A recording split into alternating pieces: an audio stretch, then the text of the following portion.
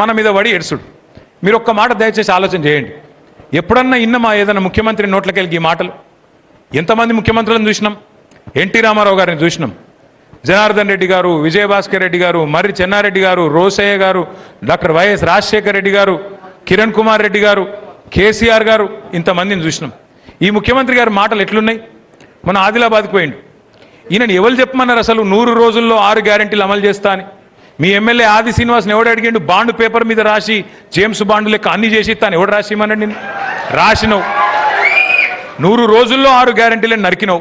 మరి ఏమైంది నాయన అంటే మన ముఖ్యమంత్రి గారు చెప్తున్నారు ఆదిలాబాద్లో 100 రోజుల్లో ఎంత పెద్ద కండలు తిరిగినా పైల్వానైనా పిల్లలు ముట్టిస్తాడే. మనకు తెలియదా 3 నెలల పిల్లలు పుట్టరా అని? అంటే గట్లా మాట్లాడచ్చా ఒక ముఖ్యమంత్రి? నేను అడుగుతున్నా రేవంత్ రెడ్డి గారిని, 3 నెలల పిల్లలు పుట్టరా మాకు కూడా ఎరికే, కానీ 30 నెలలు పుట్టకపోతే నిన్నేమనాలి మరి? 30 నెలలు అయిపోయింది కదా, నువ్వే చెప్తివి కదా 3 నెలలనే ఇది చేస్తా అది చేస్తా, అల్లం బెల్లం మోసేతికి బెల్లం పెడితివి, అధికారంలోకి వస్తేవి కూర్చుంటివి. ఇలా ఏమైంది రాబోయే అంటే గట్టిగా అన్నావు అనుకో. ఏమైనా రేవంత్ రెడ్డి గారు, రైతు బంధు ఆడబోయింది అంటే నీ లాగుల తొండలు ఇడిచిపెడతా. గట్టిగా అడిగినావు అనుకో. ఏమైనా 4000 పెన్షన్ అంటే నీ గుడ్లు వీకి గోటీలు ఆడతా.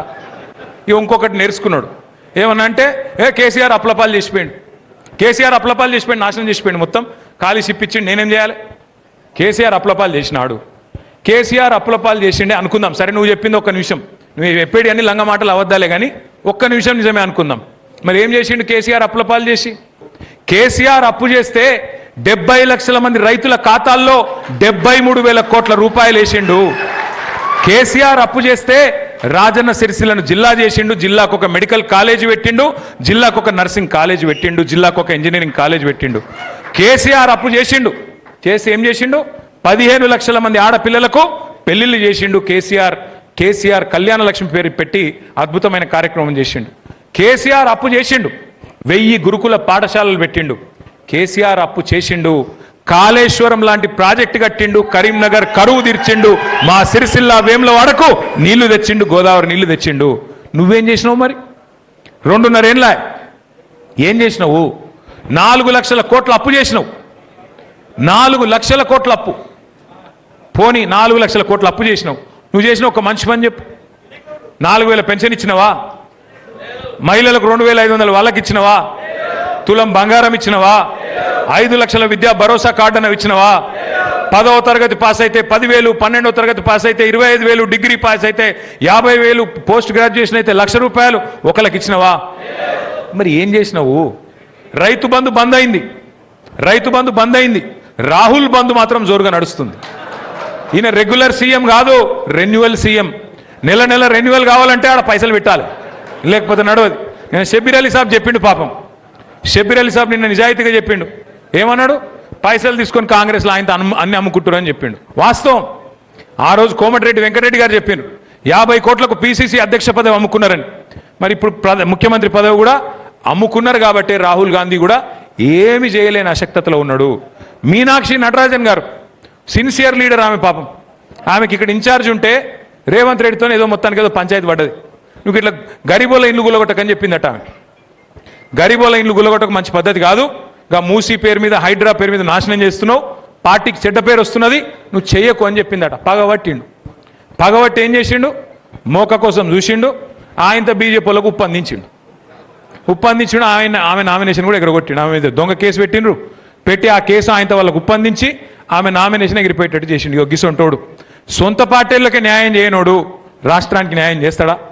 అందుకే నేను కోరేది మిమ్మల్ని అందరిని ఒకటి, మీ ఎమ్మెల్యే గురించి ఎక్కువ మాట్లాడి, ఇంకో వాళ్ళ గురించి ఎక్కువ మాట్లాడి నోరు ఖరాబ్ చేసుకునే అవసరం లేదు.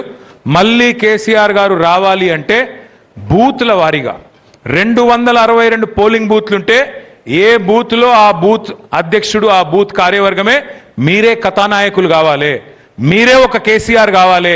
నేను ఎట్లా ఎగరది గులాబీ జెండా నా బూత్లో, నా నియోజకవర్గంలో, నా మండలంలో, నా గ్రామంలో మీరు గట్టిగా అనుకుంటే తిరుగులేని పరిస్థితుల్లో మనం గెలుస్తాం.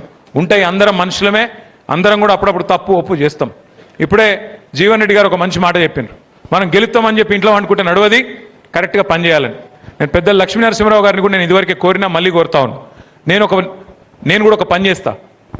వేములవాడలోని ప్రతి మండలం నేను పర్సనల్గా వస్తా, ఒక 100-150 మందితో నేను ప్రత్యేకంగా కూర్చుంటాను. మీరు దయచేసి ఏమన్నా చిన్న చిన్న లోపాలు ఉంటే సవరించుకునేటివి ఉంటే నాకు చెప్పండి. లక్ష్మీ నరసింహారావు గారితో నా ప్రార్థన 25 తర్వాత తప్పకుండా 100% నేను కూడా ప్రతి మండలానికి వస్తాను. మేడిపల్లి, కతలాపూరు, మీ వేములవాడ, కోనరావుపేట, మీ రుద్రంగి, అన్నిటికీ చందుర్తి, అన్ని మండలాలకు నేను కూడా వస్తా. జీవన్ రెడ్డి గారు కూడా వస్తారు. మీతో కూర్చుంటాం. కూర్చొని సాధక బాధకాలు, ఇట్లా మైకులలో ఉపన్యాసాలు చెప్పేది ఏం లేదు. సాధక బాధకాలు ఏం చేయాలి, ఏం సమస్యలు ఉన్నాయి స్థానికంగా, వాటి విషయంలో కాంగ్రెస్ ఎంత నిర్లక్ష్యం చేస్తున్నది, ఎట్లా మనం పోరాడాలి, ఏం చేద్దాం. ఎందుకంటే ఇక మనం అన్ని రాష్ట్ర స్థాయి సమస్యలు